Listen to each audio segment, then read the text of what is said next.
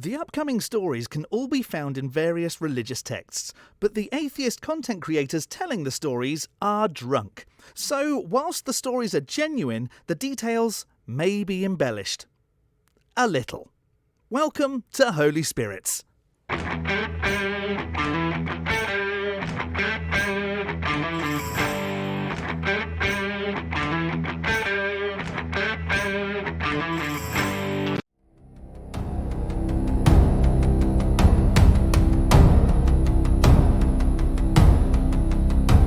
It's just a single word, and it is the basically traditional Viking Age Scandinavian version of cheers, which is skull.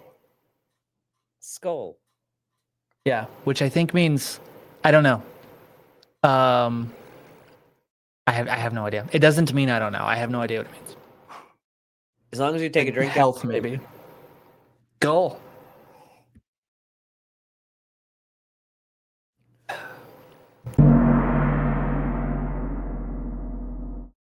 Hi, I'm Eli, and I am drinking Sky River honey wine, also known as mead. And I've been doing this for a solid 2 hours now. And now I'm going to tell you about the Wall of Asgard. So this is from Norse mythology. I looked at it as if I was going to see it here. I can't. This is Yggdrasil, which is the world tree.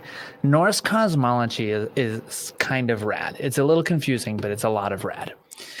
And basically, Yggdrasil is the cosmic structure on which all of the 9 realms exist. Midgard, which is our universe, is one of them, and it's in the middle. And and then Asgard, which is where our story takes place, is at the top of the world tree, and that is where the gods live. And the gods are sort of like, if you take the Hatfields and McCoys from like U.S. Civil War lore, I don't know if that's what you'd call it, and make them Scandinavian and give them magic, that's the Norse gods. There are the Aesir and the Vanir, and they had a war, and it was over. And at the end of that war, some of them went to live in Asgard. And in Asgard, there came along a builder. And so all the gods were there. They're just kind of hanging out at their thing, the Thingr, which is like their town hall. And a builder comes along and is like, hey, I noticed you guys don't have a citadel. And they're like, yeah. Why do we need a citadel? Like, the war is over. Because, as I mentioned, the Vanir and the Aesir war, they're like, I just thought you guys wouldn't want to be the only ones without a citadel. And they're like, what do you mean? Did the Vanir build a citadel? And he's like, if you don't want a citadel, fine. He starts leaving. They're like, wait. What's a citadel? So they get to talking. And eventually the builder is like, look, I will build you a citadel. All I want is the moon. And they're like, the moon of Midgard? Sorry, Midgard? And they're like, yeah, no problem. And they're like, okay, I guess. Sure, you can have the... And the sun. And they're like, wait. If you want the moon and the sun, you have to do it in 3 seasons. So, here, let me take a drink while I think about the next part. So,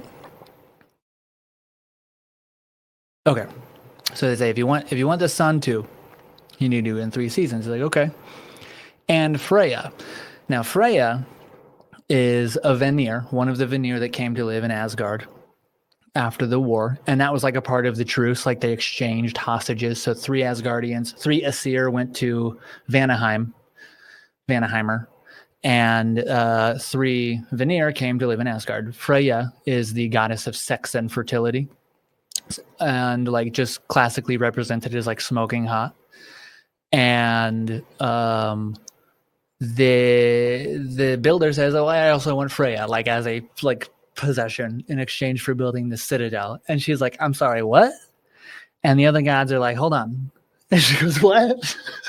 "No, don't hold on." And they're like, wait. Because if we tell him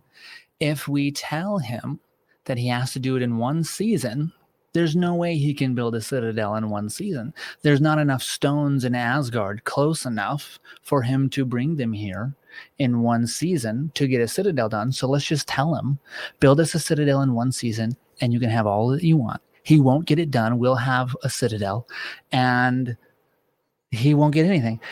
And you may be thinking, like I was, they're going to have an unfinished citadel. And that's true.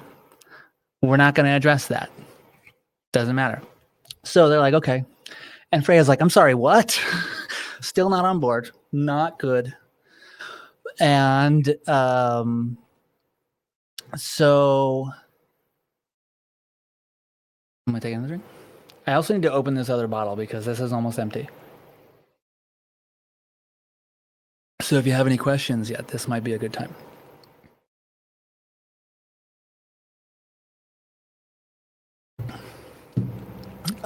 So they tell him,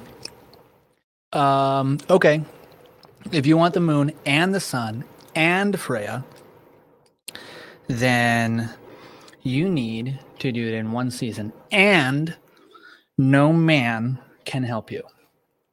And it's like, "Well, can my horse help me?" And I'm like, "Fine, whatever. Let your horse help you." And it was the first horse, because at this point in Norse cosmology, only Asgard, Midgard, and the hall Valhalla in Asgard and Vanaheim existed. So like this is the first horse. So obviously he was a badass. And this is going to take me a minute. This is a task. And the reason he's a badass is because he's mythological. But for that reason, he doesn't need to sleep. So this builder's strategy, I was going to say tactic, but that's not right. Strategy is to, during the nights, while the builder is sleeping, the horse will ferry stones to the build site. And then during the day, the horse will help the builder put those stones in place. So half a season goes by, and the gods come to check on the builder, and he's like 2/3 of the way done. And they're like, "Oh, fuck." Like, this guy's going to get done. So they go find Loki, and they're like, "Hey, man, what the hell? This guy, like, you were wrong. He's going to figure it out, or he's going to do it. And, like, you have to stop this." He's like, "I don't know, man. Like, that's kind of impressive." Loki, one thing that Marvel got right about Loki is that he is an absolute shithead. He is the downfall of the Norse gods, of the world. Loki causes the end of the world in Norse mythology, but he is a shithead. So he's like, "I don't know, man, like a deal's a deal. Like, he's building us a citadel in one season. That's kind of rad." So he like kind of like uses like that sort of tactic to evade responsibility and accountability for seasons, for not seasons, for a few more weeks. And now we're like 3 days until his deadline, and he's going to finish tomorrow. Excuse me. He's going to finish tomorrow. And Freya pulls Loki aside by the back of his head, by his hair. And she's like, "If you don't stop this motherfucker, I'm going to rip your rib cage out of your back, and I'm going to hang your lungs over your shoulders. And I'm going to tell everybody you cried about it like a little bitch." So Loki, as I mentioned before, Freya is the goddess of sex and fertility. And so Loki is terrified by this, but also extremely horny at this point because of this interaction with Freya. So he runs away, not to be seen for the rest of the day. That night, as Svadalfari is the name of the horse that's helping the builder. I switched glasses because that one was insane. Svadalfari, the only horse in the world, in the cosmos, sets out to bring more stones to the build site. And as he does so, a mare, which for those who aren't familiar with the term is a horse that's capable of getting pregnant, a mare runs across Svadalfari's vision. And he's like, hey, man, I thought I was the only horse. I've been working for you for a season almost. We're good. I'm going to handle business real quick. So Svadalfari takes off after this mare. And for 3 days, this mare, which, by the way, another thing Marvel got right about Loki is that he's a shapeshifter. So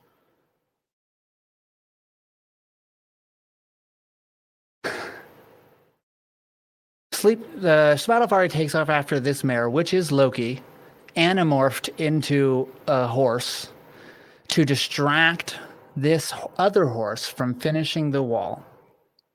And like I said a little bit ago, Loki was horny, but he wasn't like 3 days with an actual horse horny.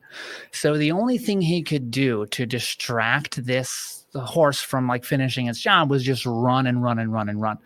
So 3 days, 3 nights, this Loki in anamorph form runs. Svadalfari comes back after the deadline is passed. Citadel doesn't get finished. Builder doesn't get. The moon doesn't get. The sun doesn't get Freya. However, whatever the like horse gestation time frame is, later, an 8-legged horse named Sleipnir is born to Loki the god, who is neither an Aesir nor a Vanir. He's sort of like a blood brother of Odin. That's a different story, though. But that's why a snake and a wolf and the woman that has dominion over hell have a 8-legged horse as a brother. Or sibling, excuse me.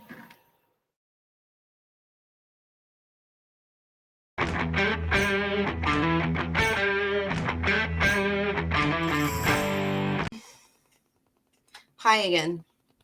I'm HR Johnson, and I'm here today to talk to you about making dicks so you can have a child to overthrow the mean king that killed your brother, who is also your husband, and he's also your brother. So you can bring your dead husband back to life and make a penis for him, or sew back on his old penis that didn't get eaten by fish, so you can have a child to overthrow your brother. Huzzah. Huzzah. And if that didn't make sense, you have to watch the other part. Imagine if you told these out of turn. Like if you did this part first. And That'd be really funny. That would be so rude.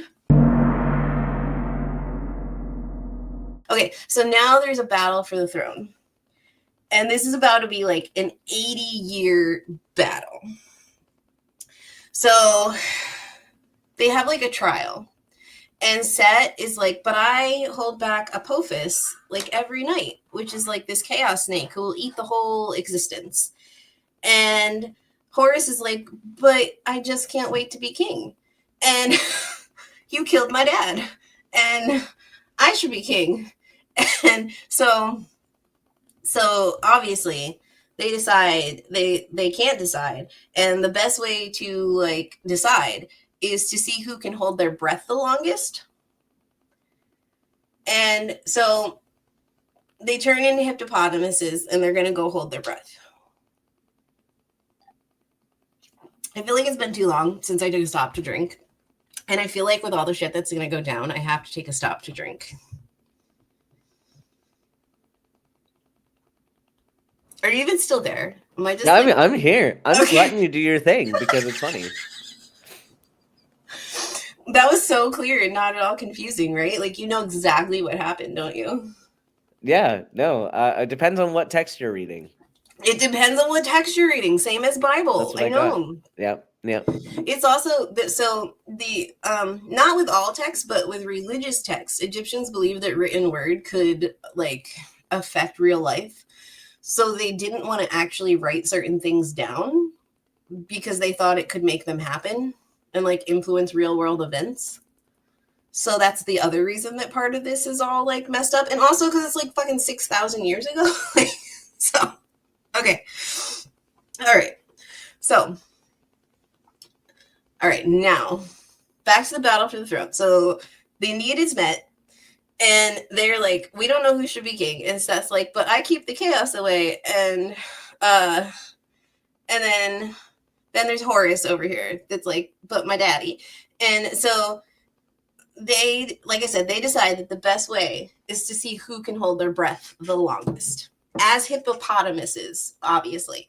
So they go and they're holding their breath underwater in the Nile because everything's in the Nile. Like, I feel so bad for the Nile. Like, if the Nile was an actual character, like, the poor Nile. Okay, so the Nile, they're in hippopotamus form. And now Isis, who's a reminder, is Horus's mom. She is a helicopter mom. And she, like, makes a sphere and she throws it to hit Set. And she accidentally hits Horus. And she's like, oops. And she takes it back. So she goes again. And she hits Set this time. And Set's like, but I'm your brother. And she's not like, yeah, but you're trying to kill my kid. And you're trying to, like, you already killed my husband. And, like, all this shit. And I had to hide from you. She's like, oh, you're right. You are my brother. So she heals him. And she lets him go. Or I don't know if she heals him, but she definitely, like, lets him go. She, like, takes her spear back. And Horus is like, what the fuck, Mom? Like, why aren't you cheating correctly? And so he gets up and he gets out the water and he decapitates her, like his own mom, because she didn't stab her brother. It's okay. Thoth, the god of thought and mathematics and other things, comes in and heals her. So, like, it's okay. But yeah, Horus got big mad that his mom didn't cheat correctly to get him the throne. So she gets beheaded by him. And then he runs off to the mountains because, like, he accidentally just beheaded his own mom. So he goes off to the mountains and the Need's like, no one wins. And Set goes off to try and find him. And he finds him, like, sleeping under a tree, maybe something. But he's supposed to bring him back so they can figure out who should be king. And instead he, like, gouges his eyes out and leaves him. He's like, all right, he should be fine. He's blind now. But this is Egypt and there's magic and this is like deities and pantheon. So Hathor finds him and takes pity on him and does the medically accurate thing and cures and regenerates his eyes using, like, fucking gazelle milk. Like, Hathor just fixes his eyes because she takes pity on him. So the Aeneid, so then, like, Horus comes back and he's like, no, I still want to be king. And I have eyes again. So, like, fuck you. And so the Aeneid is like, hey, you need to stop this bullshit. Okay. And so they're like, okay. They're like, okay, you should take a drink. Okay. We're about to get, like, to, like, I don't know. There's a lot of worst parts of this story, but this is, like, one of the worst parts of the story. Okay, so You know we cover the Bible on this channel, right? This is true. This is true. Okay, so yeah, I'm gonna finish this. Chug, chug, chug, chug. You sit there all quiet, and then the only thing you're doing is inspiring Making it worse? me. Yeah, that's my job. That's my job, is to sit here and make it worse. That's why it's fun to be the host of the show. You're probably sitting there with your mic muted, just, like, laughing your ass off at our drunken asses. Oh yeah, that's what I do. I get the best seat. Okay, I have to make another drink. I don't think I can get through this second half of the story without another drink. So, previously on whatever the fuck this is, we talked about the birth of Horus, who is the nephew of Set, who killed his own brother to get the throne. And now Horus is all grown up, and they already tried to be hippos. And Horus's mom cheated wrong, so he beheaded her. So they still don't know who's gonna be king. Even though Seth is technically king, like Set is king during this time, like Horus wants to be king, and they don't know if he's a legitimate king. So anyway, so the hippos thing did not work out, and Isis got beheaded by Horus for not cheating correctly. He was like, damn, mom. And then Thoth healed her. And then he ran to the mountains. He got his eyes gouged out, was left for dead. And then Hathor healed him with gazelle milk, as is medically accurate, we know. Okay, that's where we were. So the Aeneid, which, as a reminder, is like the council, like the judgment of the gods. They're still like, hey, you need to stop this bullshit. Okay, and now, once again, just in case these are split into two or whatever, like, warning for dismemberment is coming. Assault is continuing and coming is coming. Okay, so and also, like, back in the day, I honestly don't know about ancient Egyptian, but I know, like, in the Greco-Roman world, I'm going to assume this applies back for, like, the ancient world. Like, their view of sex was, like, domination. And it was a man dominating another man, or dominating another woman. None of those. Okay, so it was about domination. And it was like a dominating man who, like, got to enjoy himself, and, like, a woman who was there. And, or they didn't necessarily care, like, which gender you were getting down with, as long as the gender you were getting down with and, like, on top of was, like, subservient to you. Like, because you couldn't be subservient to someone that you weren't subservient to. So, like, that was important back then, and, like, keeping it in the family was important back then. Like, all of that was important back then, and it was important to, like, mythology and stuff. And it wasn't important, but, like, they made it important. You know what I mean? Words are made up. I don't know. Okay. I feel like I shouldn't be doing this. I'm drunk. Holy crap. Okay.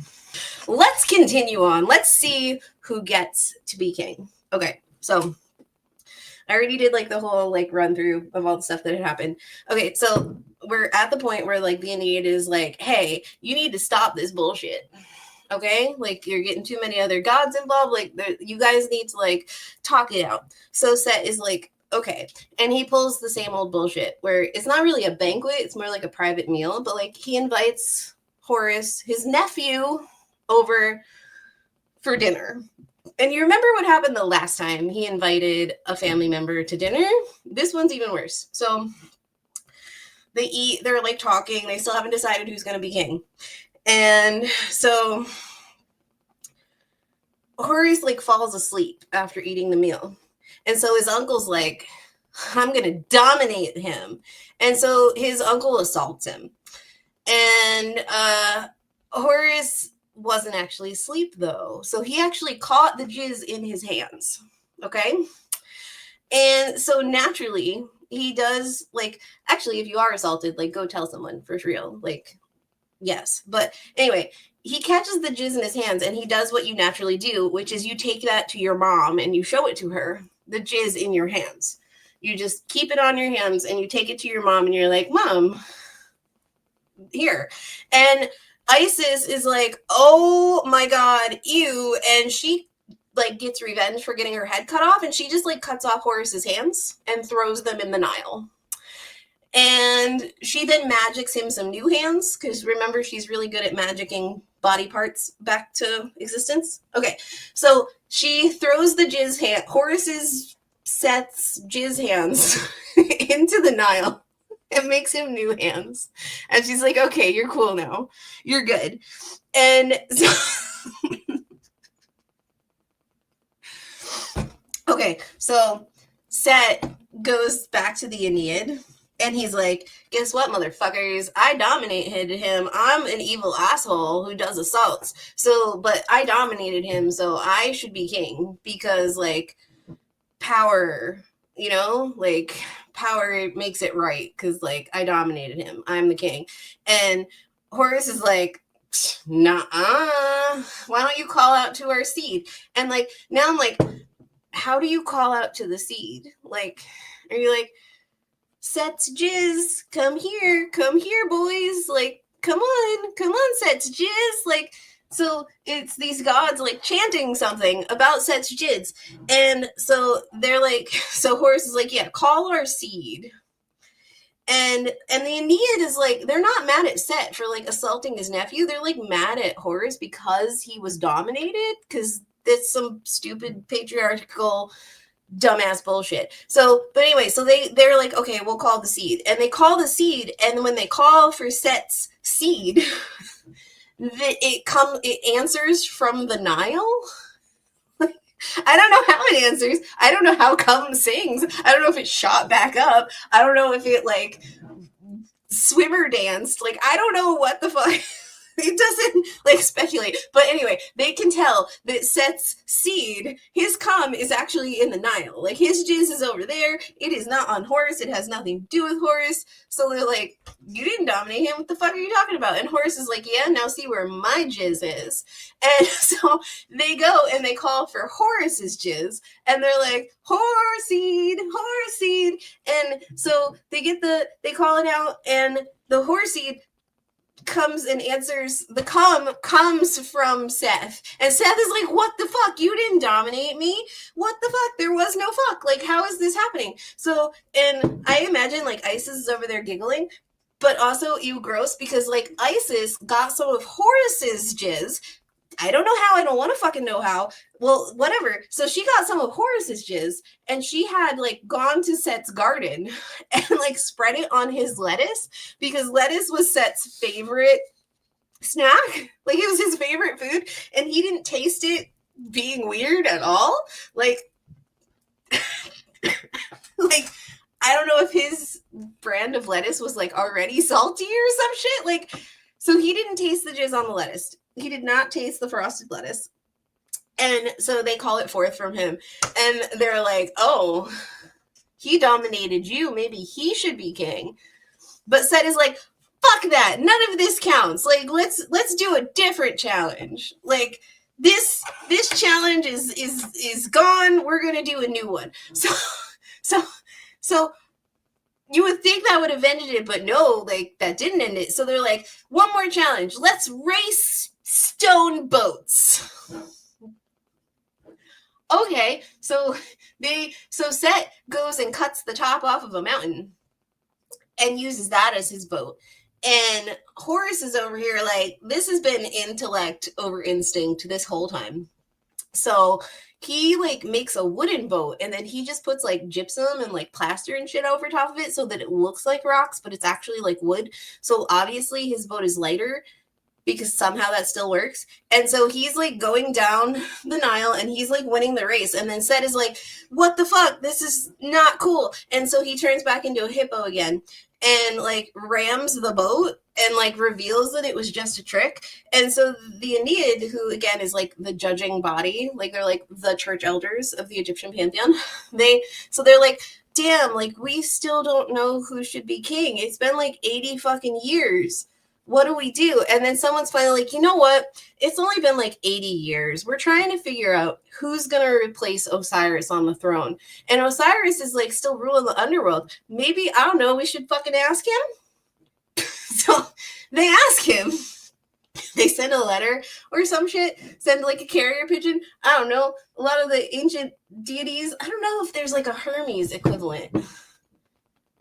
But a lot of them had wings. Like, Isis is depicted as having wings. A lot of them had like animal forms. And like Horus the Younger as a child is depicted as like a human child. But then when he gets older, he's depicted as like a falcon-headed god. And then depending on like what's above him, you can tell like which version he is. Like if he has the sun disk or if he has like the upper and lower crowns of Egypt. I don't fucking know. Anyway, okay, so after 80 fucking years and all this bullshit and multiple assaults and people stabbing people and people being dismembered, they're like, hey, yo, Osiris, should your son, who your wife literally like took your dead body and sewed you back together and brought you back to life and had sex with you while you were Frankenstein, while she was a bird, while she made a dick for you, maybe not, I don't know.